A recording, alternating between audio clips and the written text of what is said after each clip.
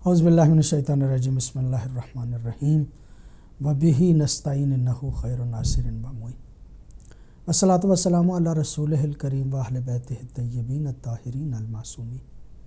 واللعنۃ الدائمۃ علی اعدائہم من یوم العداوۃ الی یوم الدین اما بعد فقد قال اللہ تبارک و تعالی فی کتابہ الحکیم بسم اللہ الرحمن الرحیم ان الدین عند اللہ الاسلام۔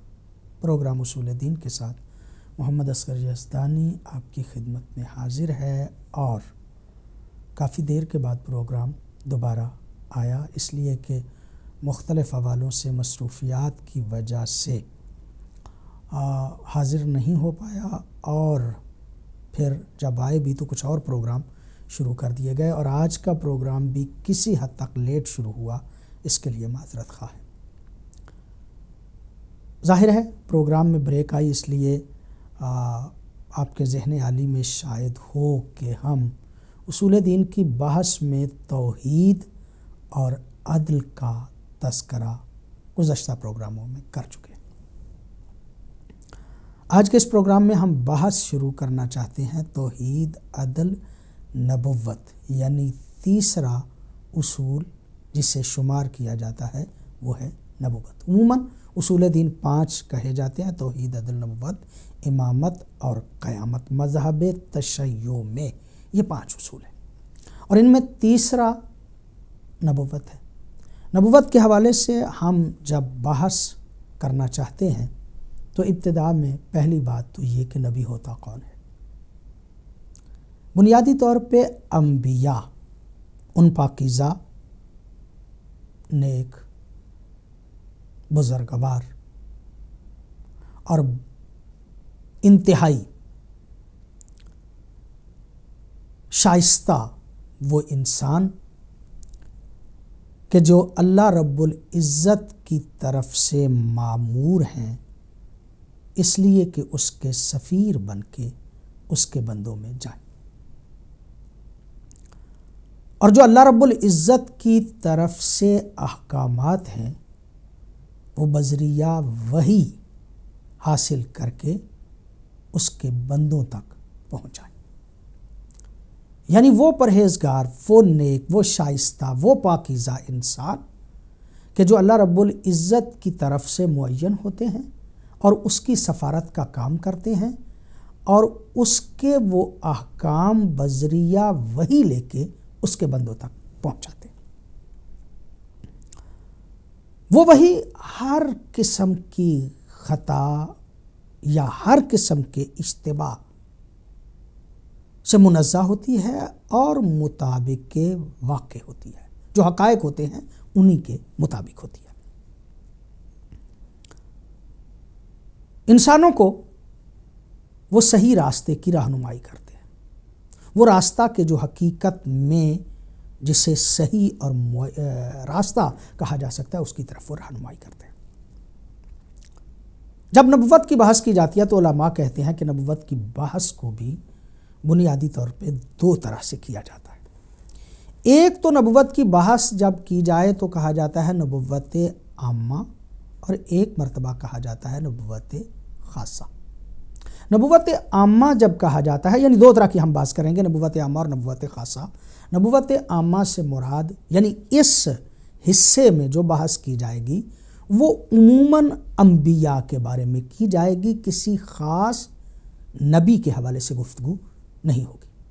نبوت خاصہ سے مراد یہ ہے کہ فرض کریں ہم حضرت آدم پہ بحث کرتے ہیں، حضرت عیسیٰ پہ بحث کرتے ہیں، حضرت موسیٰ پہ بحث کرتے ہیں، حضرت ابراہیم پہ بحث کرتے ہیں، یا پیغمبر گرامی صلی اللہ علیہ وآلہ وسلم، یعنی کسی خاص نبی کے حوالے سے جو گفتگو کی جاتی ہے اسے ہم نبوت خاصہ کے عنوان سے کریں گے۔ چونکہ پہلی بحث ہم عموماً انبیاء کے بارے میں کرنا چاہتے ہیں کہ ایک نبی کیا ہے، اور جب نبوت عامہ کی ہم بحث کریں گے تو اس میں کچھ چیزوں کا ذکر ضروری تصور کیا جاتا ہے۔ ایک تو یہ کہ نبی کا بھیجا جانا ضروری کیوں ہے، نبی کا ہونا ضروری کیوں ہے، بعثت کا ہونا کیوں ضروری قرار دیا گیا۔ نبی کو جو بھیجا جا رہا ہے تو نبی کو کیوں بھیجا جا رہا ہے؟ دوسرا یہ کہ نبی اور غیر نبی جو ہے ان میں آپس میں فرق کیسے کیا جائے، کیسے پہچانا جائے کہ یہ نبی ہے یا یہ نبی نہیں ہے۔ دوسری بات،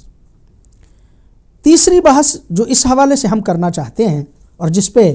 گفتگو جو ہے وہ آپ کی خدمت عالیہ میں پیش کی جائے گی، وہ ہم نے اپنی گزشتہ گفتگو میں بھی ابھی عرض کیا کہ نبی کا واسطہ اپنے رب سے وحی کے توسط سے ہوتا ہے، وہ وحی کے ذریعے سے دستور لیتا ہے اور بندوں تک پہنچاتا ہے، تو ضروری خیال کیا جاتا ہے کہ خود وحی کے بارے میں بھی بحث کی جائے کہ یہ کون سا ایسا ربط ہے کہ جو اللہ اور اس کے اس سفیر کے درمیان ہوتا ہے۔ چوتھی بحث ہم نبوت عامہ میں کریں گے، وہ اس حوالے سے کہ وہ جو نبی بن کے آتا ہے اس کی جسمانی اور روحانی شرائط کیا ہونی چاہیے، وہ جسمانی طور پہ وہ شخصیت کیسی ہونی چاہیے اور وہ روحانی طور پہ شخصیت کیسی ہونی چاہیے۔ 4 چیزوں کے بارے میں بحث کریں گے۔ اگر ان 4 چیزوں کے حوالے سے بھی دیکھا جائے تو یہ بھی آپس میں مربوط ہوتے ہیں۔ تھوڑی سی وضاحت اسی بات کی کر کے پھر آگے گزرنا چاہتے ہیں۔ اس میں کوئی شک نہیں کہ اللہ رب العزت نے اس انسان کے لیے ایک ہدف معین کیا ہے، اس کا کوئی نہ کوئی مقصد ہے اس انسان کا، اور اس انسان کو چاہیے کہ وہ اپنے مقصد کے حصول کے لیے ارتقاء کرتے کرتے اس مقصد تک پہنچے۔ وہی جو انسانوں کا ہدف اور مقصد معین کیا گیا ہے، انسان تنہا عقل کے ذریعے اپنے ہدف تک نہیں پہنچ سکتا۔ جس چیز کے لیے، جس مقصد کے لیے اسے خلق کیا گیا ہے، وہ صرف اسی طرح سے عقل کے ذریعے وہاں پہ نہیں پہنچ سکتا، بلکہ ضروری ہے کہ کوئی اس کی صلاحیتوں کو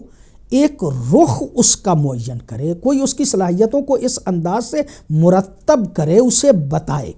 کہ اگر تم اس راہ پہ چلو گے تو اپنے ہدف تک پہنچ سکتے ہو، اور اگر اس راہ پہ نہیں چلتے تو تمہارا ہدف جو ہے اس تک تم نہیں پہنچ سکتے۔ وہ کمال مطلق کے جس کا وہ حصول چاہتا ہے، وہ ہدف کہ جس تک وہ پہنچنا چاہتا ہے، اس کے لیے ضروری ہے کہ کوئی اسے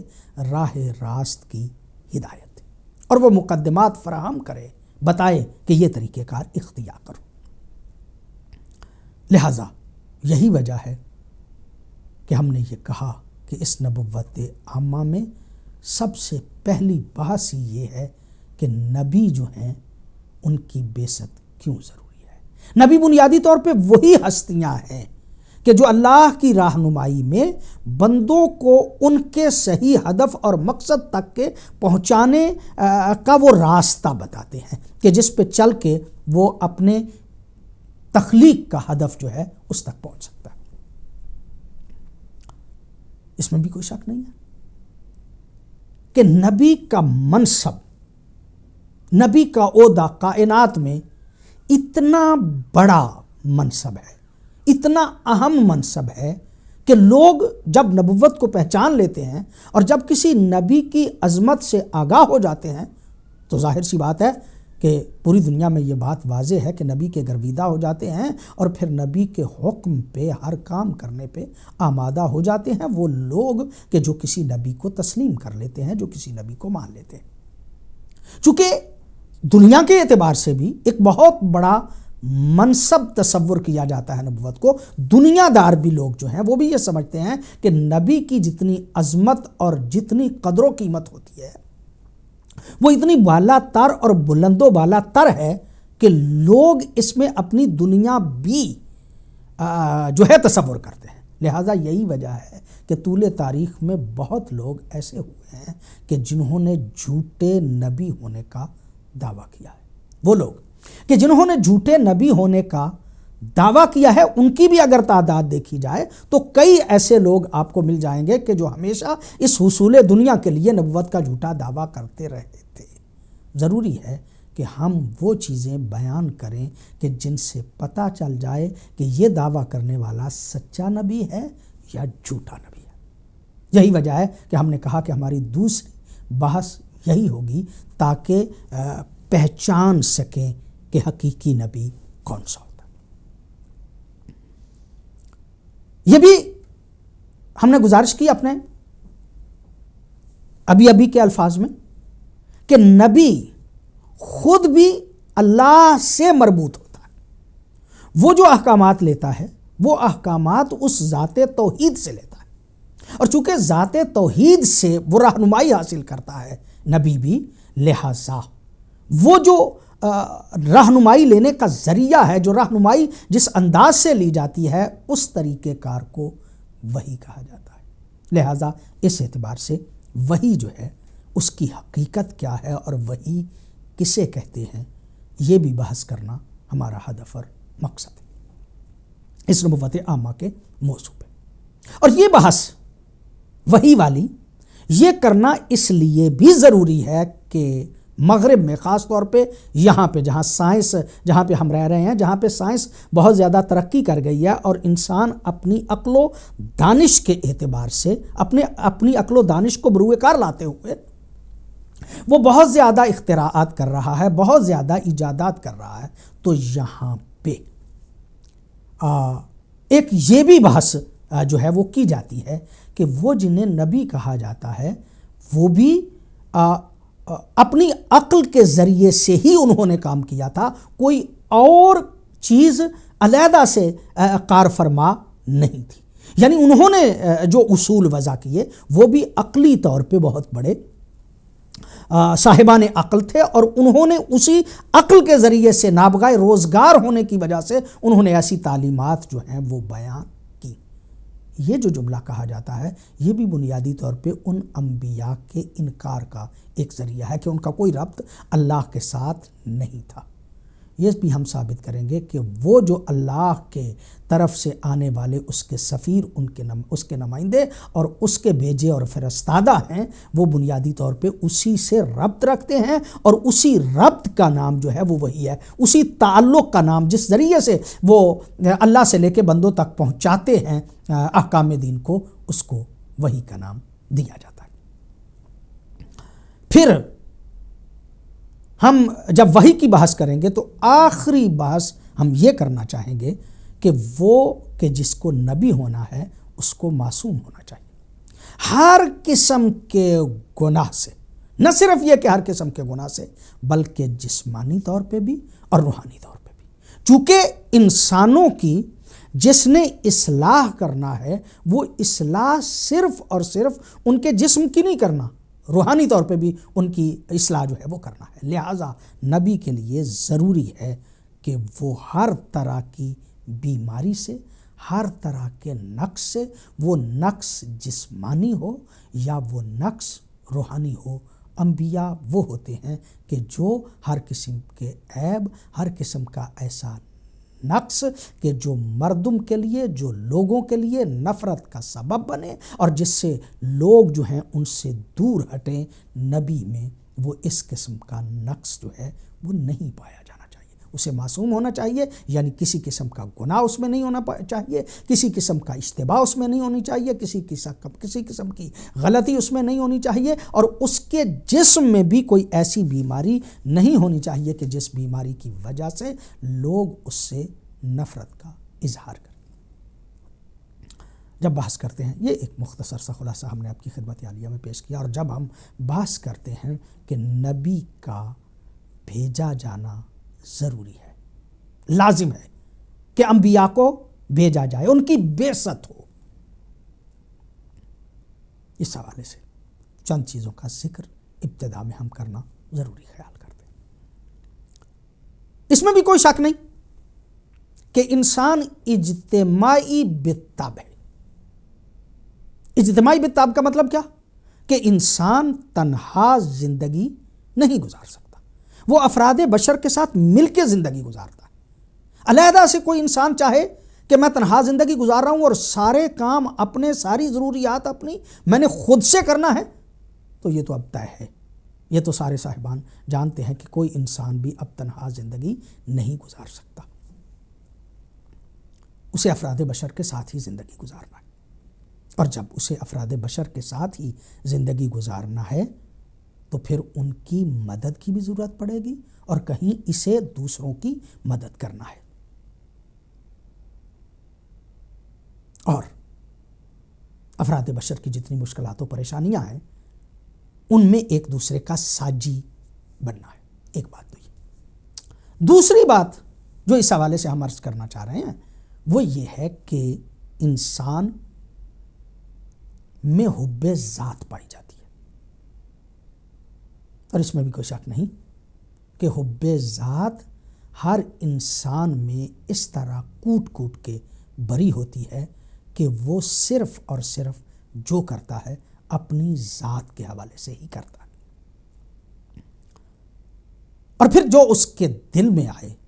اور اس کی جو خواہش ہو وہ اپنی خواہش کے ارضاء کے لیے، اپنی خواہش کو پورا کرنے کے لیے وہ کسی حد و مرز کا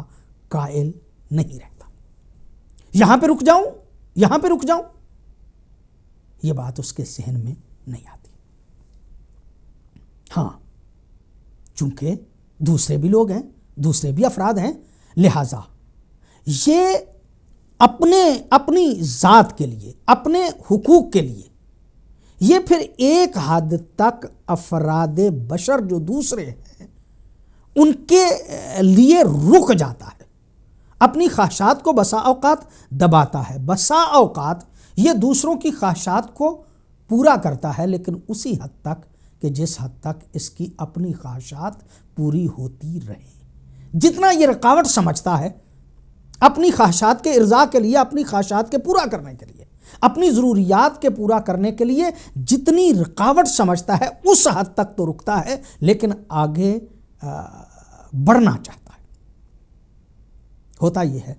کہ یہ جو دوسروں سے دوستی کا اظہار کر رہا ہے اور دوسروں کے احترام کا قائل ہے، یہ بھی بنیادی طور پہ اپنی ذات کے حوالے سے ہوتا ہے۔ یہ اپنی ذات کے لیے کام کرنا چاہتا ہے، چونکہ اس کی اپنی ذات محفوظ نہیں رہ سکتی جب تک دوسروں کا احترام نہ کرے، جب تک دوسروں کے ساتھ دوستی نہ رکھے، لہٰذا اس حوالے سے پھر یہ دوستی کا اظہار بھی کرتا ہے اور دوسروں کے احترام کا بھی قائل ہو جاتا ہے۔ جب انسان خود خواہی اس میں پائی جاتی ہے، حب ذات پائی جاتی ہے، جب انسان جو ہے اس کی صورتحال یہ ہے کہ وہ اجتماعی بالطبع ہے، اور اجتماعی بالطبع ہونے کی وجہ سے اس کو افراد بشر جو ہیں ان کے ساتھ مل کے زندگی گزارنا ہوتا ہے، لہٰذا اب چونکہ ان کو ان کی حد میں رکھنے کے لیے ضرورت ہے ایک قانون کی، ضرورت ہے ایک ضابطۂ حیات کی، کہ جو ضابطۂ حیات جو ہے وہ حب ذات اور غریزۂ خود خواہی کو کنٹرول کرے۔ حاضر ہوتے ہیں ایک چھوٹے سے وقفے کے بعد۔